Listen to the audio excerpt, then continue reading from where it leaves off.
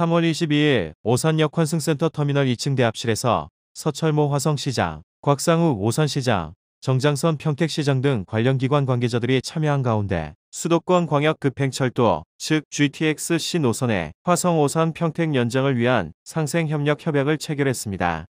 GTX-C 노선 화성 오산 평택 연장은 양주 독정에서 수원까지 예정된 GTX-C 노선의 기존 1호선 선로를 활용해 화성 병점역과 오산역을 경유, 평택 지제역까지 약 30km를 연장 운행하는 사업입니다.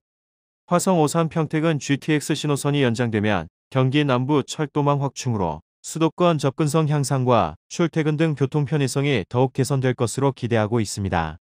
협약에 따라 세 기관은 민간 사업자 등 관계기관 협의, 개별적으로 추진 중인 용역의 정보 공유, 실무협의회 구성 등 행정에 필요한 사항에 적극 협력하기로 했습니다. 한편 GTX-C 노선은 기획재정부 민간투자사업심의위원회 심의를 거쳐 금년도 상반기 내 실시협약 체결을 목표로 국토교통부에서 추진 중에 있으며 연장 운행에 대해서는 금년도 하반기에 지자체와 민간 사업자 간에 논의될 전망입니다. 평택시가 4월 1일부터 본청을 포함해 출장소와 사업소, 읍면동 행정복지센터 등 모든 공공청사내에서 일회용품 사용을 금지한다고 밝혔습니다. 이에 따라 청사 내에 일회용 플라스틱 컵과 테이크아웃 컵의 사용 및 반입, 회의 교육 행사 시 플라스틱 병을 포함한 일회용품의 사용이 금지됩니다. 청사 매점과 카페 이용 시 다회 용기를 사용해야 하고 일회용품 사용의 배달업체는 청사 출입이 금지됩니다. 시는 부서별로 일회용품 사용 실태를 주기적으로 점검하고 텀블러 등 다회용기 사용을 독려할 방침입니다. 한편 평택시가 밝힌 관내 합성 수지류 폐기물 발생량은 2021년 27,846톤으로 이는 2020년 25,725톤보다 8.3%가 증가한 것으로 파악됐습니다.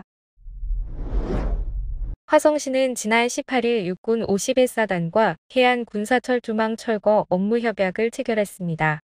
지금까지 남아있던 화성시 서해안의 군사철조망 24.37km를 철거한다는 내용입니다. 앞서 지난 2020년 궁평해수욕장과 고은 이항 해변 일대 9km의 철조망을 철거한 이후 2년 만입니다. 이에 따라 이르면 올 하반기부터는 철조망에 가려졌던 서해안의 풍광을 오롯이 즐길 수 있게 될 전망입니다. 화성 방조제 구간은 낚시꾼들이 자주 찾는 곳으로 안전사고 예방을 위해 철조망의 상단부만 제거됩니다. 화성시는 이번 철조망 철거 사업으로 궁평 관광지와 제부도 등 서해안 해안 관광 벨트 사업의 시너지 효과를 얻을 수 있을 것으로 기대하고 있습니다.